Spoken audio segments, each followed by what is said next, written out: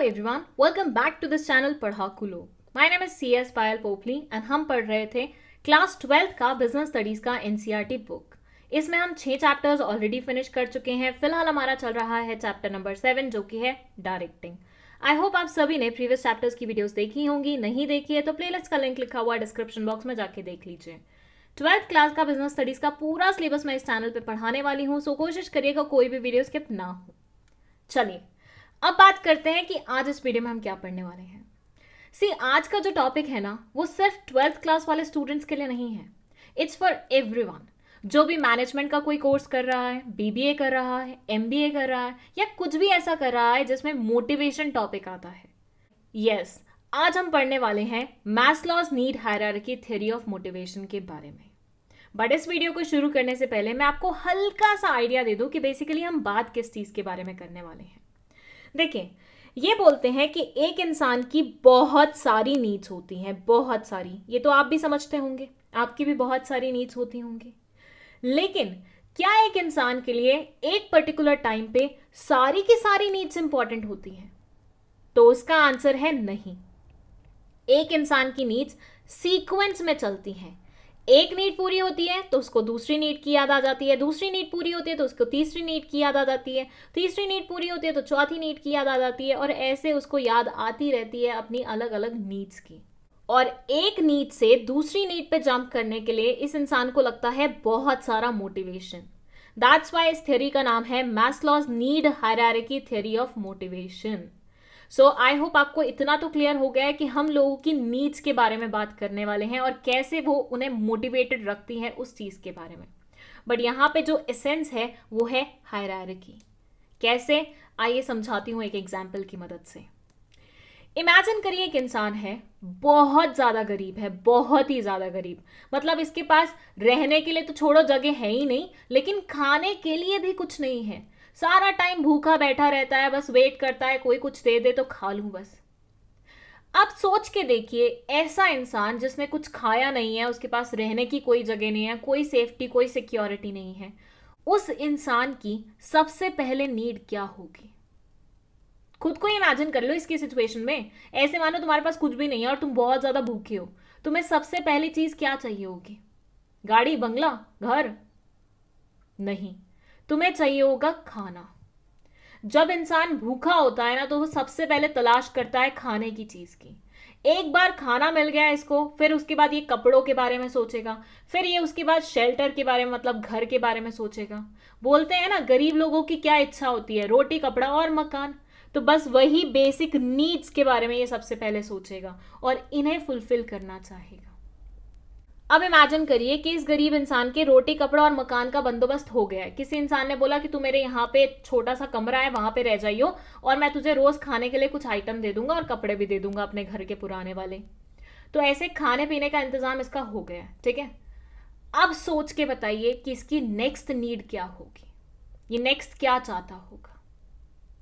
ये नेक्स्ट चाहेगा कि जिस तरह से इसे आज खाना मिल गया है वैसे आगे भी मिलता रहे। तो ये कोशिश करेगा कि लगातार इसको खाने पीने, रहने और कपड़ों की कोई इश्यू नहीं आए। मतलब इसके पास हल्की फुल्की सेविंग्स हो जाए, इसको कुछ ऐसा पैसा मिल जाए जिससे ये सारी चीजें अफोर्ड कर पाए। एक बार इसको सेविंग्स भी मिल गई, इसको रिटायरमेंट का भी टेंशन दूर हो गया, फिर ये किस चीज के बारे में सोचेगा? फिर ये सोचेगा कि मुझे दोस्त मिल जाए, कुछ ऐसे लोग मिल जाएं जिन्हें मैं अपना बोल सकूं, कुछ लोग ऐसे आ जाएं मेरी लाइफ में जो मेरे अपने बन के रहें, दुख सुख में मेरे साथ खड़े रहें। मानिए इसे वो भी मिल गया, उसके बाद ये क्या सोचेगा? उसके बाद ये सोचेगा कि मुझे रिकग्निशन मिले, सोसाइटी में मेरा स्टेटस बने, लोग मुझे पहचाने, लोग मुझे जाने, मेरे किए हुए काम की वैल्यू हो। चलिए मानते हैं ये भी हो गया इसके साथ। फिर ये क्या चाहेगा? फिर इसके जो पर्सनल गोल्स होंगे ना, वो उन्हें अचीव करना चाहेगा। फर्स्ट से ये डॉक्टर बनना चाहता था, लॉयर बनना चाहता था, साइंटिस्ट बनना चाहता था, तो वो उन सब चीजों के बारे में सोचेगा। तो देखा आपने यहाँ पे कि एक इंसान की नीड्स किस तरह से आगे बढ़ रही हैं, किस तरह से वो एक नीड को फुलफिल करता है तो दूसरी नीड की तरफ जंप करता है, दूसरी नीड को फुलफिल करता है तो तीसरी नीड की तरफ जंप करता है। यहाँ जब भी वो जंप कर रहा होगा या जब भी नीड को सेटिस्फाई करने के बारे में सोच रहा होगा तो उसको लगेगा मोटिवेशन। यस, एक नीड जैसे ही पूरी होती है तो उसको दूसरी नीड की याद आ जाती है, और दूसरी नीड जैसे इसके दिमाग में आती है बहुत ज़्यादा मोटिवेटेड हो जाता है, एनर्जेटिक हो जाता है कि भैया अब मुझे इस नीड को भी फुलफिल करना है।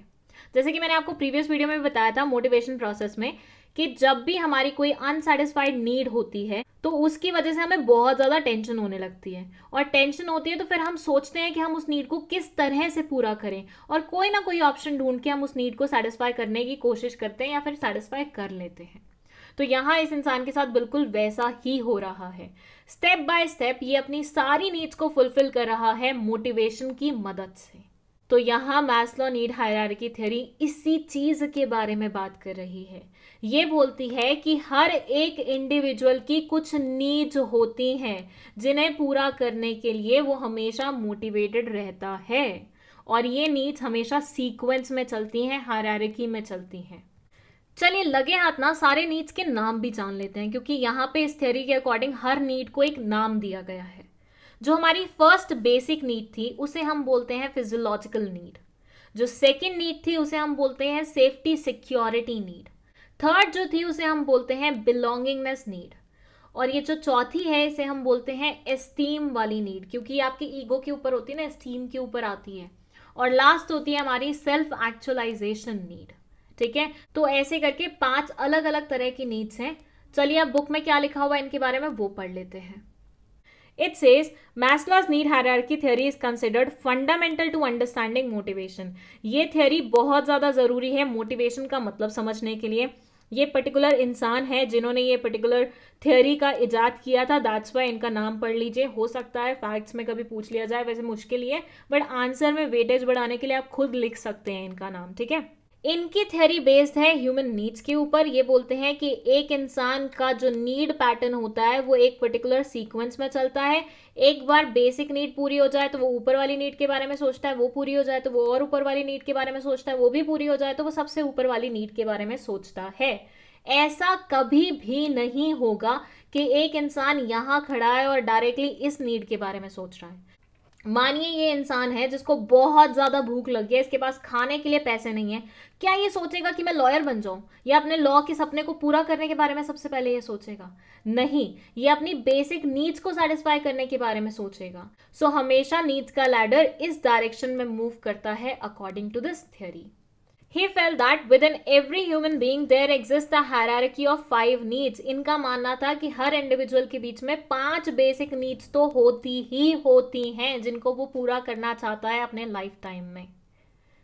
चलिए अब और ज्यादा क्लैरिटी के लिए यहाँ पे आप देख सकते हैं एग्जाम्पल्स जो कि इंडिविजुअल पर्सपेक्टिव से भी हैं as well as organisational perspective से भी हैं। यहाँ सारी नीड्स मेंशन्ड है बिल्कुल उसी सीक्वेंस में जिसमें हमें उसे फॉलो करना होता है, जिसमें फर्स्ट है physiological need, safety and security need, social needs या फिर बिलोंगिंगनेस नीड्स, एस्टीम नीड्स और सेल्फ एक्चुअलाइजेशन नीड्स। अगर इंडिविजुअल के पर्सपेक्टिव से देखो तो फिजियोलॉजिकल नीड्स में आता है फूड, शेल्टर और क्लोथिंग, रोटी, कपड़ा और मकान, सिंपल। लेकिन ऑर्गेनाइजेशन के केस में आता है मिनिमम या फिर basic salary. Safety and security की बात करो तो savings for physical and economic security, कल के लिए कुछ ना कुछ सेव किया होना चाहिए, सिर्फ आज का नहीं सोचना, कल का भी सोचना है। वहीं ऑर्गेनाइजेशन के केस में ये पीपीएफ आ जाएगा, पेंशन आ जाएगा, जॉब कॉन्फ़िगरेशन आ जाएगा। थर्ड यहाँ पे सोशल नीड्स में या फिर बिलोंगिंगनेस नीड्स में आता है लव, अफेक्शन, फ्रेंडशिप, कोई प्यार मिल जाए, फैमिली बन जाए, दोस्त मिल जाए। वहीं पे यहाँ आता है cordial relation and informal organisation, मतलब ऑर्गेनाइजेशन में जब आप काम कर रहे हैं तो ऐसे कुछ लोग ज़रूर होने चाहिए आपके साथ ऑर्गेनाइजेशन में जिनके साथ आप हंसी ठिठोली कर सकें।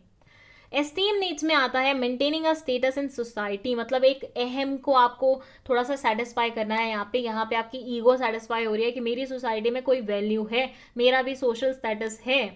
Whereas ऑर्गेनाइजेशनल केस में इसे बोलते हैं प्रमोशन, सोशल स्टेटस और टाइटल्स टू एम्प्लॉयज, लोगों के सामने आपका नाम की तारीफ हो, आपको रिकॉग्नाइज किया जाए, अप्रिशिएट किया जाए कि अरे बहुत बढ़िया काम करते हो तुम, तो लोगों से तुम्हारे लिए तालियां बजवाई जाएं, वो सब चीजें आ जाती हैं।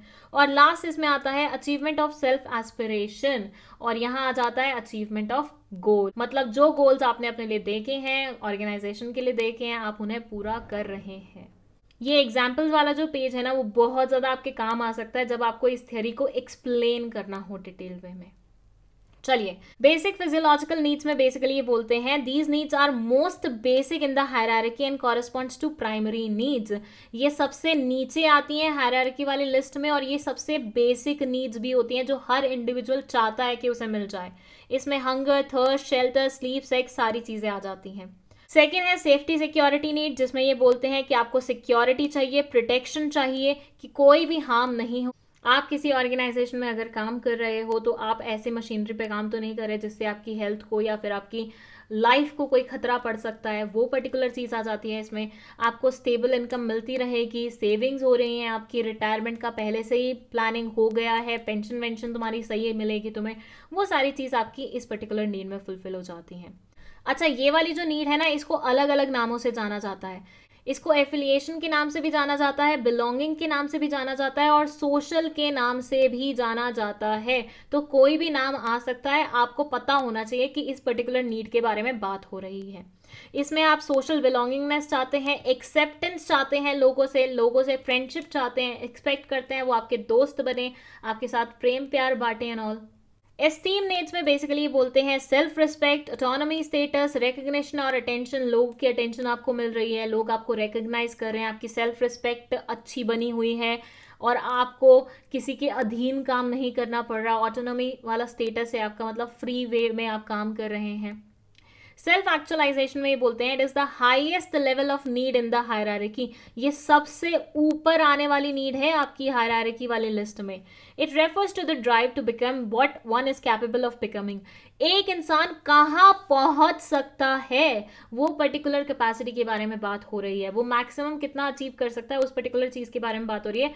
तो ये नीड बेसिकली आपकी उसी पर्टिकुलर चीज के बारे में बात करती है कि आप लाइफ में अल्टीमेटली क्या कर सकते हो, सबसे बड़ी चीज। चलिए, तो मैस्लो नीड हायरार्की थ्योरी में बस इतना ही था, लेकिन इस थ्योरी के कुछ अजम्पशंस भी हैं। वो अजम्पशंस पढ़ना भी बहुत ज्यादा जरूरी है कि कई बार सीबीएसई डायरेक्टली अजम्पशन से ही क्वेश्चन पूछ लेता है कि बताइए इस थ्योरी के अजम्पशंस क्या हैं, या फिर क्वेश्चन दे देता है नीड हायरार्की थ्योरी को एक्सप्लेन कीजिए एंड साथ में उसके अजम्पशंस के बारे में भी बताइए। तो फर्स्ट अजम्पशन इसमें ये है, peoples behaviour is based on their needs, satisfaction of such needs influences their behaviour. एक इंसान की नीड उसके बिहेवियर को काफी हद तक इन्फ्लुएंस करती है। कोई इंसान भूखा है, मतलब उसको किसी चीज की नीड है, बेसिक नीड है, उसको खाना नहीं मिल पा रहा है, तो ऑब्वियसली वो त्रस्त हो जाएगा, गुस्सा होकर आपसे अलग या फिर बेकार वे में बात करेगा। तो उसका पूरा का पूरा बिहेवियर किस पे इन्फ्लुएंस हुआ, उसकी नीड पे इन्फ्लुएंस हुआ। People's need are in hierarchical order starting from basic need to higher needs. हमेशा जो नीड्स होती हैं वो बेसिक से हायर की तरफ जाती हैं, एक सीक्वेंस में मूव करती हैं। ऐसा नहीं है कि सारी की सारी नीड्स एक ही टाइम पे एक इंडिविजुअल को फुलफिल करनी होती है। नो, वन बाय वन वो उसे फुलफिल करता है। एक सेटिस्फाइड नीड कभी भी आपको आगे मोटिवेट नहीं कर पाएगी। एक एग्जाम्पल ऐसा दूं, तुम्हें आईफोन चाहिए था, तुम घर वालों से बहुत रिक्वेस्ट कर रहे थे, पैसे जोड़ रहे थे, बहुत मोटिवेटेड थे आईफोन खरीदने के लिए, बट एक बार तुम आईफोन खरीद लोगे, क्या दोबारा आईफोन खरीदने के लिए तुम उतने ही मोटिवेटेड रहोगे? कभी भी नहीं रहोगे। तो एक नीड जब फुलफिल हो जाती है, दोबारा उसके लिए आप मोटिवेटेड नहीं रहते हो। और साथ ही ये चीज भी बोलते हैं कि एक बार आपकी बेसिक वाली नीड पूरी होती है, तब आप दूसरे लेवल पे जंप करते हो। आप कभी भी डायरेक्टली यहां से सबसे ऊपर वाले लेवल पे जंप नहीं करोगे। हमेशा एक नीड पूरी हुई, दूसरे लेवल पे गए, दूसरी नीड पूरी हुई, तीसरे लेवल पे गए। तो लोअर नीड का पूरा होना बहुत ज्यादा जरूरी है, तभी आप अपर नीड पे जा पाओगे। Then it says Maslow's theory focuses on the needs as the basis for motivation. This theory is widely recognized and appreciated. इस theory को बहुत जाना माना जाता है और ये बेसिकली नीड्स को एक बेसिस बताती हैं मोटिवेशन के लिए। जैसे जैसे आप एक एक नीड पूरी करते जाएंगे, अगली नीड के लिए आप मोटिवेटेड होते रहेंगे। देखो, आज तक किसी भी इंसान की थ्योरी ऐसी नहीं हुई है जिसपे किसी ने क्रिटिसिज्म नहीं दिया हो। तो इनकी थ्योरी पे भी एक क्रिटिसिज्म है। ये बोलते हैं कि जब आप क्लासिफिकेशन कर रहे हो ना नीड्स का, ये 5 में, तब आप प्रॉपरली नहीं कर रहे। मतलब आप सारी नीड्स को सही से नहीं ले रहे, आप हायरार्की को सही से फॉलो नहीं कर रहे। ऊपर वाली नीचे होनी चाहिए, नीचे वाली ऊपर होनी चाहिए, ऐसा सब कुछ बोल रहे थे बाकी लोग। तो इन्होंने बोला कोई बात नहीं, बोलते रहने दो, एटलीस्ट मैंने अच्छे से अपनी तरफ से कोशिश की है एक थ्योरी देने की। एंड डिस्पाइट क्रिटिसिज्म आज भी इनकी थ्योरी रेलेवेंट मानी जाती है। दैट्स वाई आप लोग इस थ्योरी को पढ़ रहे हो। ऐसे तो मोटिवेशन के लिए बहुत सारे लोगों ने अलग अलग थियरीज दी हैं, बट आप स्पेसिफिकली इनकी क्यों पढ़ रहे हो? क्योंकि इनकी सबसे ज़्यादा रेलिवेंट मानी जाती है, that's why. It helps managers to realize that need level of employee should be identified to provide motivation to them. अब आता है सबसे इंपॉर्टेंट क्वेश्चन. उसके लिए मैं थोड़ा सा स्क्रीन को क्लियर करती हूँ. ये बोलते हैं कि ये पूरी थियरी जो आपने पढ़ ली है उसका फायदा क्या था? क्यों पढ़ी है तुमने ये थियरी? तुम्हें तो मैनेजमेंट करके मैनेजर बनना है ना ऑर्गेनाइजेशन में, तुम क्यों पढ़ रहे हो फालतू की थियरीज? तो उसका आंसर ये है कि मैनेजर को ये थियरी पता होनी चाहिए ताकि वो एम्प्लॉयज की नीड्स को समझ सके, एम्प्लॉय कौन से वाली नीड पे है उसे समझ सके, ताकि उसे वो सही तरीके से गाइड कर सके और मोटिवेट कर सके. आपने प्रीवियस वीडियो में पढ़ा था ना फीचर्स ऑफ मोटिवेशन में कि मोटिवेशन बहुत ही कॉम्प्लेक्स प्रोसेस है. यहाँ मैनेजर को जानना पड़ता है कि किस वाले इंसान के लिए कौन से वाला मोटिवेशन का तरीका काम आएगा, सही रहेगा. तो यहाँ ये थियरी मैनेजर को इसीलिए पढ़ाई जा रही है ताकि वो अच्छे से पहचान सके कि कौन सा वाला इंसान इस लैडर पे किस पोजीशन पे है, ताकि वो उसे उसके अकॉर्डिंग मोटिवेट कर सके, रिवॉर्ड्स देके या कुछ भी ऐसा करके. जस्ट बिकॉज ये लास्ट में लिखा हुआ है डजंट मीन तुम इसे हल्के में लोगे. बहुत इंपॉर्टेंट पॉइंट है ये, ठीक है. चलिए इस वीडियो को हम यहीं पे खत्म करते हैं. आई होप ये पूरी थियरी आपको बहुत अच्छे तरीके से समझ में आई है अजम्पशंस के साथ. अगर कोई भी डाउट है आप कमेंट सेक्शन में पूछ सकते हैं. विद दैट आपको नोट्स चाहिए 12th क्लास के तो वो आप इंक्वायर कर सकते हैं थ्रू व्हाट्सएप नंबर जो कि डिस्क्रिप्शन बॉक्स में लिखा हुआ है. नोट्स पेड रहने वाले हैं. एंड वीडियो पसंद आई है तो लाइक का बटन दबा दीजिए, इसे अपने दोस्तों के साथ शेयर कर लीजिए और चैनल को भी सब्सक्राइब करते हुए जाइएगा.